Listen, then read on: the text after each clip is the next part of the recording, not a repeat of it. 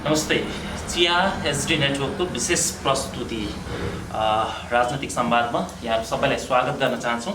आज हामीसँग हुनुहुन्छ नेपाली कांग्रेसकी नेत्री डाक्टर ढिला सङ्ग्रौला। यहाँलाई कार्यक्रममा स्वागत छ। हस्, धन्यवाद, नमस्कार। देशको पछिल्लो राजनीतिक अवस्थालाई नेपाली कांग्रेसले कसरी लिएको छ? देशको पछिल्लो राजनीतिक अवस्था पौष 5 गते प्रधानमन्त्री केपी ओलीबाट प्रतिनिधि सभा संसद असंवैधानिक अलोकतान्त्रिक तरले विघटन गरेपछि यो कदमलाई नेपाली कांग्रेसले प्रतिगामी सर्वसत्तावादी अधिनायकवादी कदम हो। यो जहाँ गल्ती भएको छ त्यहाँ सच्चिनुपर्छ भनेर नेपाली कांग्रेस तेस्रो चरणको आन्दोलनमा छ। तर नेपाली कांग्रेस आक्रामक रूपले सडकमा देखिएन नि। आक्रामक भन्दा पनि हामी शान्तिको बाटो हिँड्ने हो। अहिंसात्मक परिवर्तनमा नेपाली कांग्रेसले विश्वास गर्छ। त्यसैले नेपाली कांग्रेस हाम्रो हरेक निकायमा हाम्रो विरोध प्रदर्शन पछाडि अब 77 जिल्लामा फागुनको 3 गते हाम्रो विरोध प्रदर्शन र विरोध सभा छ। र अहिलेको यो संविधानको सर्वोच्चतामाथि प्रहारलाई नेपाली कांग्रेसले गणतन्त्रमाथिको प्रहार हो, लोकतन्त्रमाथिको प्रहार हो, संविधानवादमाथिको प्रहार हो। यो चाहिँ कार्य चाहिँ प्रतिगामी हो र यो सच्चिनुपर्छ हामी भनेका छौँ। यो भन्नुको मूलभूत कारण के हो भने यो जुन संसद विघटन भयो यो बहस संवैधानिक इजलासमा अहिले पनि बहसमा छ। हामी विधिको शासन, कानुनी राज्य र एउटा न्यायपालिका निष्पक्ष र स्वतन्त्र हुनुपर्छ भनेर हामी विश्वास गर्ने भएको हुनाले यो बहसमा पनि छ। हाम्रो आँखा सर्वोच्चमा फर्किएको छ। हामी चाहन्छौँ सर्वोच्चले संविधानलाई, विधिलाई, कानुनलाई टेकेर चाहिँ न्यायको निरूपण गरोस्। मेरो प्रसङ्ग कहाँनिर मात्रै थियो भने नेपाली कांग्रेसले केन्द्रीय समिति बैठकबाटै, पदाधिकारी बैठकबाट र केन्द्रीय समिति बैठकबाट यो संसद विघटनको घटना प्रतिगमनतर्फ केपी ओली उन्मुख भएका हुन् भन्ने निर्णय गरिरहँदा पनि यहाँकै पार्टी सभापति का विषयमा राजनीतिक वृत्तमा अलि बढी फेरि सत्ता यात्राको लालसा पलाएको हो कि भन्ने राजनीतिक वृत्तमा चर्चा चल्यो। यसलाई चाहिँ यहाँहरूले कसरी हेर्नु भएको छ? यो चर्चा परिचर्चाको नेपाली कांग्रेस केन्द्रीय समितिको बैठकले एउटा प्रेस विज्ञप्ति जारी गर्यो। जब यस्तै सञ्चार माध्यमहरू सम्पादकीयमा पार्टी सभापतिको एउटा भनाइ, वरिष्ठ नेताको अर्को भनाइ भनेर दुई खाले भनाइहरू आउँदै गर्दा, दुविधाहरू आउँदै गर्दा आदरणीय पार्टी सभापति शेरबहादुर देउपाले यो प्रतिगामी कदम हो, अधिनायकवादी कदम हो, सर्वसत्तावादी कदम हो, यसको विरुद्धमा कांग्रेस आन्दोलन छ, हामी दृढ छौँ, कठोर छौँ, यो सच्चिनुपर्छ भनेर प्रस्ताव ल्याउनु भयो। वरिष्ठ नेताले यसलाई समर्थन गर्नुभयो। सायद मलाई लाग्छ बाहिरका टिका टिप्पणीलाई चिरफार गरेर एउटै मोर्चामा, एउटै आन्दोलनमा, एउटै सङ्घर्षमा कांग्रेस अहिले चाहिँ उभिएको छ। यसमा दुविधा छ। यसको मतलब नेपाली कांग्रेस चुनावमा जाँदैन? चुनावमा जाने भन्ने कुरै होइन। यो चुनावमा जाने नजाने भन्ने लडाइँ पनि होइन। नेपाली कांग्रेसको नेतृत्वमा बनेको संविधान सभाबाट संविधान बन्नुपर्छ भन्ने नेपाली कांग्रेसको 7 सालको देखिको उसको माग हो। आज त्यो सङ्घीय लोकतान्त्रिक गणतान्त्रिक संविधान नेपाली कांग्रेसको नेतृत्वमा बन्यो। त्यो दिएको संविधानमा 2 वर्षसम्म अविश्वासको प्रस्ताव ल्याउन नपाइने, प्रधानमन्त्रीले चाहेमा चाहिँ विभिन्न विकल्पहरू हुँदाहुँदै संसदको विघटन गर्न नपाइने, यो किन लेखियो? लेख्नुको मूलभूत कारण के थियो भने मुलुकमा अस्थिरताको जन्म भयो। कांग्रेसको नेतृत्वमा श्रद्धेय गिरिजा प्रसाद कोइरालाले मध्यावधि चुनावमा मुलुकमा लग्दै गर्दा माओवादी जन्मे, सशस्त्र द्वन्द्व भयो, मुलुक हिंसामा भयो। यसपछि मनमोहन अधिकारी र हाम्रै पार्टी सभापति शेरबहादुर देउपाले पनि संसद भङ्ग गर्दै गर्दा राजा ज्ञानेन्द्रको निरङ्कुशताको नयाँ जन्म भयो। संसदको पुनर्स्थापनाको लागि फेरि आन्दोलन गर्नु पर्यो। त्यसैले गर्दा संविधानमा यो प्रावधानले घरिघरि मुलुक अस्थिरतातर्फ नजाओस्, अराजकतातर्फ नजाओस्, प्रधानमन्त्रीले आफ्नो हटको आधारमा 5 वर्षको जनादेशलाई लत्याउँदै संसद विघटन गर्न नपाऊ भने संविधानमा लेखेको कुरा हो नि त। त्यसकारणले गर्दा अब सर्वोच्चको हातमा बल छ, हैन? सर्वोच्चले निर्णय गरोस् हामी भनेका छौँ। त्यही बाटोमा छौँ। तर लोकतान्त्रिक पार्टी तपाईँले भने जस्तो निर्वाचनदेखि भाग्ने कुरा पनि होइन, तर निर्वाचन विधि र कानुन र संविधानलाई टेकेर हुनु पर्यो नि त। मेरो प्रसङ्ग वैशाखमा हुने निर्वाचनमा नेपाली काङ्ग्रेसले भाग लिन्छ कि लिँदैन भन्नेमा अलिक बढी किन केन्द्रित भयो भने हिजो मात्रै प्रधानमन्त्री ओलीको क्याबिनेटले 40 र 37 जिल्लामा 2वटा चरणमा निर्वाचन गर्ने निर्णय पनि गरेको छ र हिजै प्रधानमन्त्रीले निर्वाचन आयोगका आयुक्तहरूसँग निर्वाचन प्रक्रिया कहाँ बढेको छ, कति बढेको छ भनेर ब्रिफ पनि लिनुभएको छ। अब नेपाली काङ्ग्रेस हिजो पार्लियामेन्टमा प्रतिपक्षमा हुँदा पनि देशको एउटा ठुलो विरासत बोकेको लोकतान्त्रिक पार्टी हुँदा पनि वैशाखमा हुने चुनाव यदि भइहालेको खण्डमा नेपाली काङ्ग्रेसले के गर्छ? भइहालेन। मैले भने लोकतान्त्रिक पार्टी चुनावदेखि भाग्ने कुरै आएन, तर के हो भने सर्वोच्चले अहिले पनि संवैधानिक इजलासमा बहस चलाइरहेछ, प्रतिनिधि सभा भङ्ग भएको छ, प्रधानमन्त्रीज्यू अहिले सांसदै हुनुहुन्न, अहिले पनि कार्यकारिणी प्रधानमन्त्री सहित चाहिँ अब फेरि वैशाखमा चुनाव हुन्छ भनिकन सबै ठाउँमा निर्वाचन आयोगको तयारी गरेर ढ्वाङ पिट्नु भएको छ। यो ढ्वाङी प्रवृत्ति हो। अर्कोतर्फ प्रधानमन्त्रीले के भन्नुभएको छ भने मलाई काम गर्न दिएनन्, मलाई 2/3 जनादेश चाहियो। उहाँले गोजीमा जनादेश बोक्ने नेपाली जनतालाई 5 वर्षको मताधिकार उनलाई जुन दिए जनादेश थियो त्यसलाई लत्ताउने अधिकार प्रधानमन्त्रीलाई छैन। त्यसै कारणले सर्वोच्चको निर्णय पछाडि मात्र काङ्ग्रेसले निर्णय लिन्छ। अहिले हाम्रो ध्यान यो कदम प्रतिगामी हो, गैर संवैधानिक हो, अलोकतान्त्रिक हो, त्यसको विरुद्धमा काङ्ग्रेस छ। अब अलिकता राजनीतिक प्रसङ्गबाट अलिकता अर्को प्रसङ्गमा जाउँ। यहाँले योभन्दा अगाडि नेपाल महिला सङ्घको नेतृत्व समेत गरिसक्नु भएको छ, तर पछिल्लो समय खास गरी चेलीबेटीहरूमाथि हुने हिंसा, यी घरेलु हिंसा अथवा सामाजिक रूपले हुने अन्य हिंसा, पछिल्लो घटनालाई मात्र लिने हो भने निर्मला पन्तको बलात्कारपछि हत्या गरिएको घाउ सेलाउन नपाउँदै हामी फेरि सुदूरपश्चिमै अर्को भागरथी भट्टको बलात्कारपछि हत्याको केससम्म आइपुगेका छौँ। एउटा महिला नेत्रीको हिसाबले यी घटनाहरूलाई कसरी लिनु भएको छ र यहाँको पार्टीले पनि कसरी लिएको? यो घटना जब निर्मलाको बलात्कारपछि हत्या भयो, नेपाली काङ्ग्रेस केन्द्रीय समितिले जुन अपराधी छ त्यसलाई चाहिँ कानुनको कठघरामा उभ्याएर सजाय दिनुपर्छ। हामीले संसदमा पनि यो कुरा राख्यौँ होइन। मैले त सार्वजनिक महत्त्वको प्रस्ताव दर्ता नै गरेँ। निर्मलाको लागि, न्यायको लागि हाम्रो अभियान भनेर मैले 35 जिल्लामा यो अभियान हामी लिएर पनि गयौँ। तर आजसम्म निर्मला पन्तले न्याय पाइन। नपाएपछि आजसम्म यति बलात्कार र हिंसाका घटना घट्यो होइन। यसो डाटालाई हामीले केलाउँदा गर्दा औसत हरेक दिन 8 जनामाथि बलात्कार हुन्छ, बालिकामाथि 8 जनामाथि बलात्कारको प्रयास हुन्छ। डरलाग्दो भयावह अवस्थामा आजसम्म चाहिँ फेरि पनि पीडितले न्याय नपाउने, पीडक चाहिँ राज्यको संरक्षकमा नुकेर बस्ने प्रवृत्तिले गर्दा आज फेरि बैतडीमा भागीरथा भट्ट जुन पढ्ने 17 वर्षीय तिनी पनि होइन युवती वर्षीमा बहिनी, उनको फेरि बलात्कारपछि हत्या भएको छ। त्यसैले यो घटना निन्दनीय छ। भागीरथा भट्टको फेरि यो म घोर भर्सना गर्छु हाम्रो टिमबाट, नेपाली काङ्ग्रेस तर्फबाट पनि। मान्छेहरूले के आशंका आज चाहिँ के छ भने यो घटना के छ भने निर्मला पन्तले न्याय नपाउँदा यो घटनामा प्रशय भयो नि त।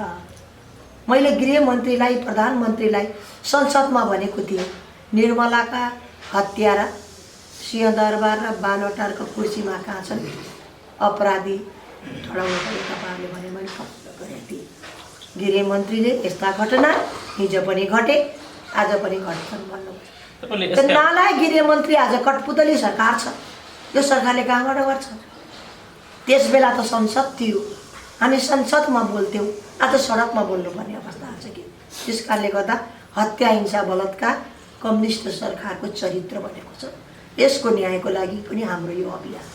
तपाईँ आफै पनि पटक पटक पार्लियामेन्टमा हुनुहुन्छ अथवा नेपाली काङ्ग्रेसले यति लामो समय संसदीय राजनीतिको अभ्यास गरेको छ। हामी यस्ता कुराहरूलाई, बलात्कारजन्य अथवा चेलीबेटीमाथि हुने हिंसाजन्य कुराहरूलाई रोक्न कडाइका साथ कानुन बनाउन किन पटक पटक चुकिरहेका छौँ? कानुन कडा छ। हेर्नुहोस्, नयाँ मुलुकी अपराध संहिता 2074ले कडा कानुन छ होइन। 3 वर्षको बालिकादेखि 71 वर्षकी आमालाई बलात्कार गर्दा बेग्लै सजाय पनि पुगेको छ। तर कानुन छ, कानुनको कार्यान्वयन छैन हैन। आजीवन कारावासको सजाय पनि छ, तोकेको नयाँ मुलुक आएको छ नि त, त्यसको कार्यान्वयन छैन। यसको मूलभूत प्रश्न के हो भनेपछि जब घटना घट्छन्, निर्मला पन्तको पनि त बलात्कारपछि हत्या हुँदा ठुलो प्रमाण भनेको उनको लुगा र शरीर थियो। तर ती अनुसन्धानमा गएका प्रहरीले उनको लुगा पखाले, जिउ पखाले, प्रमाण नष्ट भयो। अनुसन्धानको प्रक्रिया छिटो छरितो छैन। गएका प्रहरीले के गर्छ? ढाकछोप गर्ने, छिटो छरितो नगर्ने। त्यसले गर्दा चाहिँ के छ भने यो दण्डहीनताको अन्त्य नहुने, पीडितले न्याय नपाउने, पीडक निर्लज्ज हेर्ने। त्यसैले हामीले भनिरहेका छौँ आजको आवश्यकता कानुनको सँगसँगै द्रुत न्यायिक प्रणाली, फास्ट ट्र्याक कोर्ट। जब त्यो बलात्कारको केसलाई हेर्नलाई फास्ट ट्र्याक कोर्टको गठन हुनुपर्छ भनेका छन् कि त्यो गठन नहुँदा चाहिँ त्यस्ता घटना घटिरहेका छन्। भोलि नेपाली काङ्ग्रेस सरकारमा गयो भने यस्ता जति पनि घटनाहरू छन् यिनीहरूलाई कानुनी कारबाही गर्नको निम्ति कानुनको जुन कार्यान्वयन गर्नुपर्ने हो, जुन ढङ्गले कानुन कार्यान्वयन गरिनु पर्थ्यो र गर्नुपर्छ त्यो ढङ्गले कार्यान्वयन गर्न काङ्ग्रेस प्रतिबद्ध छ। काङ्ग्रेस प्रतिबद्ध छ। काङ्ग्रेसको चरित्र हत्या, हिंसा, बलात्कार होइन हैन। हामीले मानव अधिकार, मान्छेको बाँच्न पाउने अधिकार हो नि। आज एउटा छोरीको अस्मिता लुटिँदै गर्दा, एउटा चेली बेचिँदै गर्दा, एउटा पढ्न गएकी स्कुल गएकी भागीरथा भट्टलाई बलात्कारपछि हत्या गरिँदा मुख दर्शक बस्ने कम्युनिस्ट सरकार काङ्ग्रेस सरकार होइन कि। हामी लोकतन्त्रमा मानव अधिकार, हरेक चेलीहरूको संरक्षण, सम्वर्धन, यस्ता हत्या, हिंसा, बलात्कार घटना घट्छन्, हामी चाहिँ कानुनको कार्यान्वयन गर्ने, दण्डहीनताको अन्त्य गर्ने, पीडितलाई न्याय दिने, पीडकलाई दण्ड सजाय दिने काङ्ग्रेस प्रतिबद्ध छ। अहिले पनि हामी चाहिँ त्यस्ता घटनालाई उजागर गर्दै पीडितको पक्षमा एउटा अभियान लिएर नै हामीले भनेपछि भोलि नेपाली काङ्ग्रेस सरकारमा गयो भने निर्मला अहिले पनि हामी लागेको जस्ताको खोज तलास गर्छ, अनुसन्धान गर्छ, पीडकहरूमाथि कारबाही हुन्छ। अब फेरि राजनीतिक वृत्तमा चल्ने चर्चामै जाउँ। खास गरी पछिल्लो समय यो देशभरिका युवा पिँढीहरूमा राजनीतिप्रति वितृष्णा छ। यो वितृष्णा पछिल्लो समय हेर्दा त केपी ओलीको रवैयाका कारण अथवा कम्युनिस्ट पार्टीको शैलीका कारण देखिएला, तर सारभूत रूपमा हेर्ने हो भने नेपाली काङ्ग्रेसले गरेको अभ्यासका कारण पनि युवाहरूमा अलिक बढी राजनीतिप्रति वितृष्णा फैलिएको हो भन्ने चर्चा चल्छ। यसलाई कसरी लिनु भएको छ? के हामीलाई संसदीय व्यवस्था नफापेको हो? होइन, हामी संसदीय लोकतान्त्रिक व्यवस्थाको अभ्यासमा छौँ। यसको हिमायती पार्टी काङ्ग्रेस हो होइन। संसदीय लोकतान्त्रिक शासन व्यवस्थामा तपाईँले भने जस्तो हामीले यो संरचना, आर्थिक समृद्धि होइन, विकास, सामाजिक संरचना, शैक्षिक विकास सबैको आमूल परिवर्तन गरेर यो मुलुकलाई यो बाटोसम्म काङ्ग्रेसले ल्याइ पुर्यायो। तर काङ्ग्रेसको अधिकांश समय क्रान्ति र परिवर्तनमा पनि बित्यो होइन। संहिताको कार्यान्वयन, संविधान ल्याउने बाटोमा पुग्यो। हामीले समृद्ध नेपाल बनाउने अभियान, संहिताले सिंहदरबारको अधिकार गाउँघर ल्याउँछ, युवाहरूले पनि रोजगारी पाउँछन् होइन, विदेश जानु पर्दैन भन्ने परिकल्पना हुँदै गर्दा देशको चाबी कम्युनिस्टले लगे, हामी प्रतिपक्षमा आयौँ होइन। रोजगारी दिन नसक्दा हजारौँ लाखौँ हाम्रा छोराछोरी युवाहरू विदेशमा होइन। हामीले शासन गर्दा त मैले भनिहालेँ, हामीले शासन गर्दै गर्दा अहिलेको जस्तो 2/3 सरकार हामीले बनाउन सकेनौँ। एउटा हाम्रो सरकार बनेको 15 सालमा हो होइन। 15 सालमा युवाको लागि रोजगारी, क्रान्तिकारी भूमि सुधार योजना, घर कसको जोत्नेको, जमिन कसको पोत्नेको। त्यस पछाडि 48 सालमा हाम्रो सरकार बन्यो हो। 48 सालमा कृषि क्रान्ति, रोजगारीका कुराहरू, सहकारीका कुराहरू, एक घर एक सहकारीका कुरा पनि आए। अनि स्कुल र कलेजहरूको स्थापना त्यस बेला भयो। त्यस पछाडिको सरकार त ह्याङ गभर्मेन्ट भयो नि त, कोलुसन गभर्मेन्ट भयो। एक्लै हामीले शासन चलाउन सकेनौँ। जहिले पनि त्यो व्यवस्थाले गर्दा चाहिँ हामी संहितामा गएपछि स्थिर स्थायित्वको लागि भोट मागे कम्युनिस्टले, सरकारमा गए, 3 वर्षमा फेरि यो संविधानमाथि प्रहार गए, जनताको पक्षमा केही काम गरेन। त्यसकारणले केही हामीले गऱ्यौँ, तर जुन रूपले युवा पिँढीलाई हामीले यो मुलुकमा कृषि क्रान्ति, पर्यटन, उद्योग, धन्दा विकास गरेर सुन्दर नेपालको निर्माणको भविष्य युवामाथि छ भनेर हामीले गर्न सक्यौँ। हाम्रो त्यो अवस्था थियो, हामी चरणमा थियौँ, क्रान्तिमा थियौँ, परिवर्तनमा थियौँ। यति ठुलो परिवर्तनको नेतृत्व र संविधान दिनसम्म हामीले, तर अब त दिनु पर्थ्यो नि त। प्रधानमन्त्री रोजगार कार्यक्रम, म त छाया मन्त्री पनि बने अस्ति, होइन? श्रम मन्त्रालयमा मैले धेरै खबरदारी गरेँ। प्रधानमन्त्री स्वरोजगार कार्यक्रम भनेर बजेट आयो, 5 लाखलाई बेरोजगारलाई रोजगारी दिने भन्यो। त्यसपछि अस्ति बजेट आउँदा 8 लाखलाई दिने भन्यो। त्यो बजेट कहाँ गएछ? यो चाहिँ झारपात ओखल्ने, जमिन गोड्ने र कम्युनिस्टका कार्यकर्ता मोटाउने र भ्रष्टाचार गर्ने। कृषि आधुनिकीकरण कार्यक्रम भन्यो, त्यो आधुनिकीकरण कार्यक्रममा हामी युवा कृषकहरूले पनि त त्यहाँ रोजगारी पाउँथे, त्यहाँ पनि भ्रष्टाचार गर्ने। राष्ट्रपति महिला उत्थान कार्यक्रम भनेर महिलाहरूलाई स्वरोजगार दिने भनेर आयो। राष्ट्रपतिको नाम जोडेर आएको कार्यक्रममा कुनै महिलाले रोजगारी र आत्मनिर्भर हुन पाएनन्। आफ्ना कार्यकर्तालाई झोला बोकाउने, मोटाउने मात्रै काम भयो कि। त्यसकारण सङ्घीयता भनेको त अधिकारको विकेन्द्रीकरण, हरेक वर्ग र तह र तबकाको साधन र स्रोतमा पहुँच हो कि। त्यो आउन नसक्दा चाहिँ अप्ठ्यारो परिवेशमा आयो र मुलुकलाई अगाडि बढाउन युवा चाहिन्छ भनेर हाम्रो एउटा नीति आएको छ महासमितिको बैठकबाट। युवाहरूलाई चाहिँ यो राजनीतिको हरेक सङ्गठनभित्र पनि युवालाई ल्याउने, होइन? युवालाई चाहिँ शिक्षा, स्वास्थ्य, रोजगारी दिएर पनि अगाडि लैजाने। त्यसैले काङ्ग्रेसको अब पहिलो चरणको अधिवेशनमा क्रियाशील वितरण गर्दा 33% महिलालाई क्रियाशील दिने, 15% युवालाई दिने। युवा बिना बन्दैन, युवाको अट्र्याक्सन भनेर आरक्षण पनि हामी गरेका छौँ। अब जस्तै नेपाली काङ्ग्रेस ठुलो लेगेसी बोकेको एउटा लोकतान्त्रिक पार्टी हो भन्ने कुरामा त यो देशैभर प्राय दुईमत छैन। तर दृश्यमा हेर्दा तीनवटा कुरामा नेपाली काङ्ग्रेस एकदमै कमजोर देखिन्छ। पछिल्लो पार्लियामेन्टमा कमजोर प्रतिपक्षको भूमिका, त्योभन्दा पहिले भारतले नाकाबन्दी लगाउँदा यो नाकाबन्दी हो भन्न नसक्नु र तत्कालीन सभापति र प्रधानमन्त्री गिरिजाप्रसाद कोइरालाको पालामा गणतन्त्रको विषयमा निर्णय गर्न एकदमै ढिला गरेको, यी तीनवटा कुरा राजनीतिक वृत्तका प्रष्ट देखिने विषयहरू हुन्। यस्तै यो पछिल्लो संसद विघटनको घटनामा पनि काङ्ग्रेसले अलि ढिलो गरी निर्णय गर्दै गर्दा कहीँ यसको जोखिम फेरि आउने चुनावमा नेपाली काङ्ग्रेसले उठाउनु पर्ने त होइन? होइन, म 3टा कुरा 4टा कुरा तपाईँले जोड्नु भएको छ। पहिला कुरा चाहिँ भारतले जुन आर्थिक नाकाबन्दी लगायो, हामीले आर्थिक नाकाबन्दी भन्न सकेनौँ, गल्ती स्वीकार गर्छु। केन्द्रीय समितिको बैठकले यसलाई स्वीकार गरेछ, निर्वाचन हार्ने पनि कारण हो। तर यथार्थमा जानुहोस्, भारतले आर्थिक नाकाबन्दी लगाउँदै गर्दा प्रधानमन्त्री केपी ओली राष्ट्रवादी बने, होइन? भारतीय दलाल पनि भने हामीलाई। आज उनको राष्ट्रवाद कहाँ पुग्यो? खोक्रो राष्ट्रवादमा परिणत भयो। मध्यरातमा भारतका गुप्तचर विभागका सामन्त गएर आउँदा उनको राष्ट्रवादको सक्कली अनुहार नेपाली जनताले चिन्यो, होइन? त्यो कमजोरी थियो, हामी स्वीकार गर्छौँ। दोस्रो कुरा तपाईँले भने जस्तो गणतन्त्र नेपाल, जब नेपाल भन्यो यति कुरा बुझिदिनुहोस्, जुन दिन हामीले संवैधानिक राजतन्त्र भन्यौँ मुलुकमा राजा रहे, जुन दिन ज्ञानेन्द्रले यो चाहिँ प्रजातन्त्रमाथि गरेर निरङ्कुश राजा बने, काङ्ग्रेसले चाहेर गणतन्त्र बनायो कि? आन्दोलन जङ्गलमा बसेका माओवादी यो हाम्रो राजा फ्याक्ने गणतन्त्र ल्याउने आन्दोलनमा हामीले ल्यायौँ। जङ्गलमा बसेको संस्थागत होइन, गणतन्त्र नेपालको पहिलो राष्ट्रपति पनि काङ्ग्रेसले बनायो। गणतन्त्र नेपालको नायक गिरिजाबाबु हो कि? यी केपी ओली त गणतन्त्र चाहेकै थिएन। यो प्रचण्ड मान्छे मार्ने प्रचण्ड जङ्गलमा थिए, चारतर्फ एउटा चाहिँ माओवादीको बन्दुक, अर्कोतर्फ राजाको अतिवाद, तेस्रो सेनाको आतङ्क। यो सबै तिनतिरको बन्दुकलाई बिसाएर नेपाली काङ्ग्रेसको नेतृत्वमा श्रद्धेय गिरिजाप्रसाद कोइरालाले यो मुलुकमा गणतन्त्र ल्यायो कि? त्यसकारणले गर्दा त्यहाँ पनि काङ्ग्रेस जिज्ञासा छैन, तपाईँको जिज्ञासा थियो।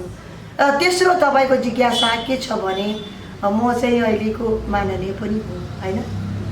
विघटित भएको छैन, अझै गरे सर्वोच्चले निर्णय गर्न बाँकी छ। कमजोर प्रतिपक्ष तपाईँले भन्नुभयो।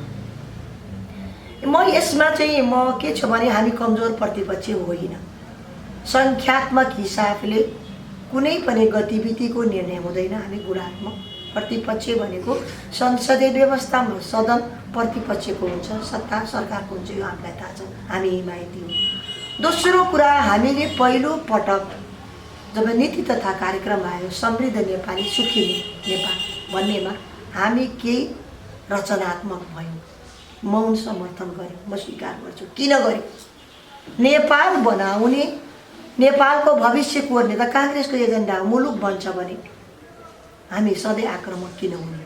तर पहिलोचोटि रचनात्मक भएको काङ्ग्रेस दोस्रो तेस्रोसम्म नेपाल कहाँ समृद्ध बन्यो? नेपालमा भ्रष्टाचार मौलायो, कुशासन आयो, व्यतिथि आयो। तपाईँ सुनकाण्डदेखि बेलम्ची खानेपानी काण्डदेखि वाइड बडी, न्यारो बडी र अहिलेको 70 करोडको अडियो डिल काण्डदेखि ओम्नीसम्मसँग जब नेपाली जनता कोरोनाले आक्रान्त थिए, रोग र भोग आत्महत्या गरिरहेका थिए, त्यहाँसम्म भ्रष्टाचार भयो। भनेपछि सरकारको यो समृद्ध नेपाल सुखी नेपाली होइन, दुखी नेपाली भ्रष्टाचारमा रमाउने भन्ने कुरा ट्रान्सपेरेन्सी इन्टरनेसनल नेपालले यो मुलुकको प्रधानमन्त्री भ्रष्टाचारीका संरक्षक भयो भनेर कति स्थानमा ल्याइसक्यो नि त। त्यस कारणले गर्दा हामी मुलुक बनाउनमा रचनात्मक भयौँ, तर मुलुक नबनाउँदा आज मुलुक दिशाहीन भयो, गतिहीन भयो, अराजकता भयो, आक्रमण्यता भयो।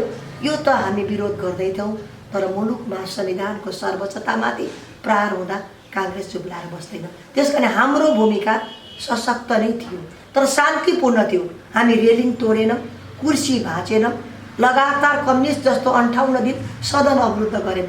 त्यही हो भने त्यो भूमिका हामीलाई स्वीकार्य छैन। हामी शान्तिपूर्ण र अहिंसात्मक बाटो नै मध्यमार्गी पार्टी काङ्ग्रेस हो, संसदीय व्यवस्थाको हिमायती।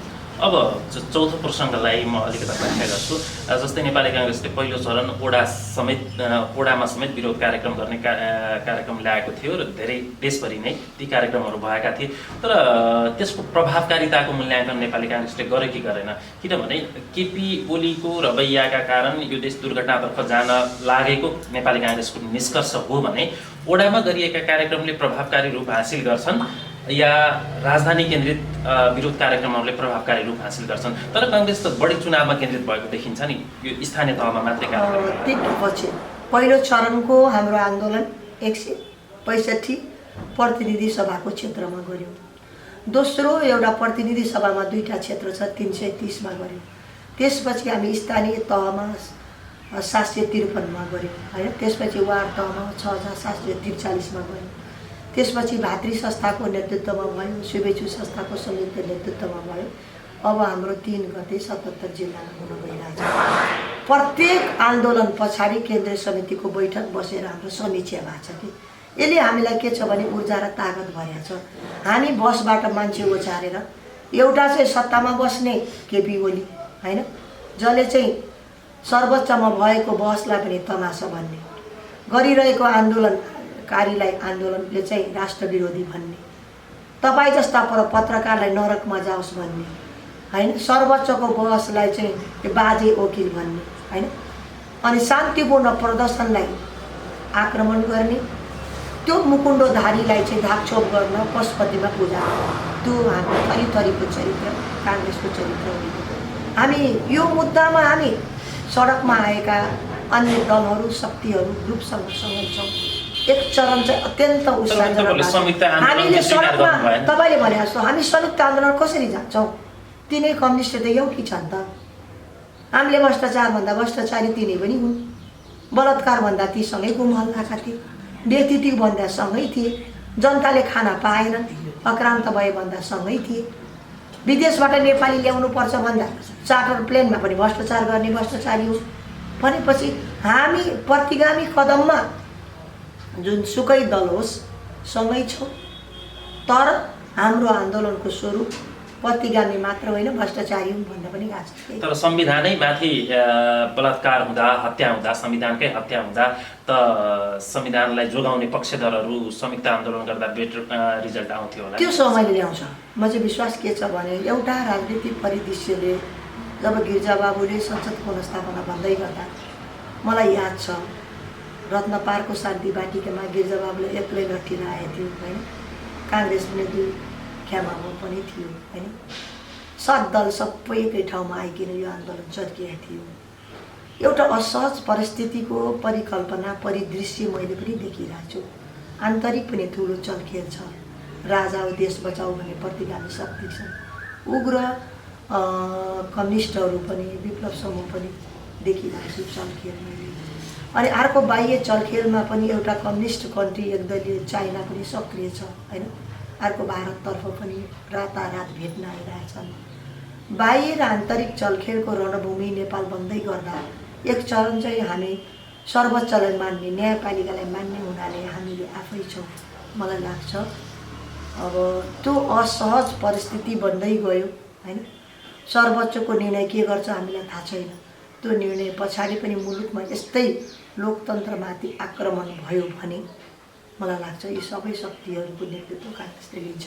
अहिले चाहिँ हाम्रो आफ्नै बलबुतामा भनेपछि यहाँलाई लाग्छ यो केपी ओलीका स्टेप जति पनि छन् नि पछिल्लो समय देखिएका यी स्टेपहरूले गणतन्त्र समेत धरापमा परेको पर्छन् मेरो व्यक्तिगत विचार। अब म यहाँलाई व्यक्तिगतै पृष्ठभूमिमा सोध्छु। नेपाली काङ्ग्रेसको संस्थागत निर्णयहरू संस्थागत मान्यता फरक होला। राजनीतिक कर्मीका रूपमा पछिल्लो समय कसैले राज संस्था हुनुपर्छ अथवा राजा हुनुपर्छ भन्लान्, कसैले विप्लव लगायतका समूहहरूको उनीहरूले भन्ने गरेको उनीहरूको भाषाको क्रान्ति पनि ठिक हो भन्लान्। तर नेपाली काङ्ग्रेस अहिले मूलधारमा नेपाली काङ्ग्रेस लगायत अन्य दलहरू मूलधारमा रहेका दलहरूका केही मानिसहरू त्यही दलमा आबद्ध मानिसहरू के भन्छन् भने यो देशमा हामीले भड्किलो महँगो र खर्चिलो सङ्घीयता स्थापना गऱ्यौँ। त्यसैले अब सङ्घीय संरचना र स्थानीय तहको संरचना बाहेकको प्रदेश संरचना आवश्यक छैन भन्ने निचोडमा अधिकांश मतदाता नै पुगिसकेका छन्। तपाईँको मान्यता के छ? साँच्चीकै यो प्रदेशको संरचना हामीलाई होइन यो सङ्घीयता हाम्रो एजेन्डा हो होइन। ठुलो परिवर्तन पछाडि सङ्घीयताको कार्यान्वयन हाम्रो पार्टी सभापति शेरबहादुर देउपाले तिनै चरणको निर्वाचन गरेर गर्नुभयो। सङ्घीयता भनेको हामीले बुझ्नु पर्यो नि, हामीले केन्द्रीकृत शासन व्यवस्था हुँदा नेपाली जनता दुःख पाए होइन। उनको साधन स्रोतमा पहुँच भएन होइन। बार बार चाहिँ केन्द्रमा धाउनु पर्यो। त्यसैले सिंहदरबारको अधिकार गाउँघर भन्ने त काङ्ग्रेसको एजेन्डा हो नि त। तर सङ्घीयता खराब होइन कि सङ्घीयतालाई कार्यान्वयन गर्ने र सरकारको नेतृत्व गर्ने व्यक्ति खराब भए। यसको ज्वलन्त उदाहरण के हो भने प्रधानमन्त्री केपी ओलीले सङ्घीयता हुँदै गर्दा भनेकै हुन्ने त सङ्घीयता भनेको बैलगाडीमा चढेर अमेरिका जानु हो। यो त टाढाको अभिव्यक्ति। प्रधानमन्त्री भएको बेलामा यही कर्णाली प्रदेशको जब अविश्वासको प्रस्ताव आयो त्यही बेला हुँदै गर्दा प्रधानमन्त्रीले के भन्नुभएको थियो भने प्रदेश चाहिँ केन्द्रकै युनिट हो भन्नुभएको थियो कि युनिट हो यो प्रदेश सरकार हो नि त यसले पनि त्यो कुराको। अनि अर्को कुरा मेरो अनुभूतिमा राज्य व्यवस्था तथा सुशासन समितिमा रहेको संहिता विभागमा पर्थ्यो। जति पनि त्यहाँ विधेयक आए सबै अधिकार चाहिँ केन्द्रमा गरी आए कि हामीले विरोध गर्नु पर्यो। त्यसैले यो कम्युनिस्टले के गरे भने संहिता कागलाई बेल पाक्यो हर्ष न विस्मात बनाए कि। त्यसैले नेपाली जनताले के छुट्याउन सकेनन् भने व्यवस्था सङ्घीय लोकतान्त्रिक गणतन्त्र व्यवस्थाको शासन मान्नेलाई यो काम चलाउ केयरटेकर गभर्मेन्ट होइन। केयरटेकर गभर्मेन्ट प्रधानमन्त्री दमादम आयोग गठन गर्ने मन्त्रीमण्डल गठन गर्ने नियुक्ति गर्ने यसले गर्दा यिनी अधिनायकवादी हुन्, निरङ्कुशवादी हुन्, नयाँ अधिनायक नयाँ राजा बन्न खोजेछन् कि। हामी सर्वोच्चतर्फ फर्केर चुक्छौँ। यस पछाडि केपी ओलीको पहिले हामीले भन्यौँ कम्युनिस्ट सरकारको केपीको मात्र कुरा नगर्नु कम्युनिस्ट सरकारको कम्युनिस्टको नेतृत्व यो मुलुकमा औचित्य समाप्त भइसक्यो। अब लोकतन्त्रको मात्रै भविष्य छ। प्रायपछि काङ्ग्रेस जनताको नेतृत्व लिन तयार छ, यसको विकल्प छैन। काङ्ग्रेसले अब के कस्ता कार्यक्रमहरू अगाडि ल्याउँछ सार्वजनिक गर्छ? यो चाहिँ हाम्रो अस्ति भर्खर कुरा तपाईँले भने जस्तो अब सबै 77 जिल्ला स्तरीय पनि सकियो र अस्ति छलफलमा पार्टी सभापति वरिष्ठ नेताहरूको पनि छलफल भएको थियो होइन। अब ठुला 7वटा प्रदेश स्तरीय कार्यक्रम गर्ने सहर केन्द्रित गर्ने भन्ने कुरा भएको थियो।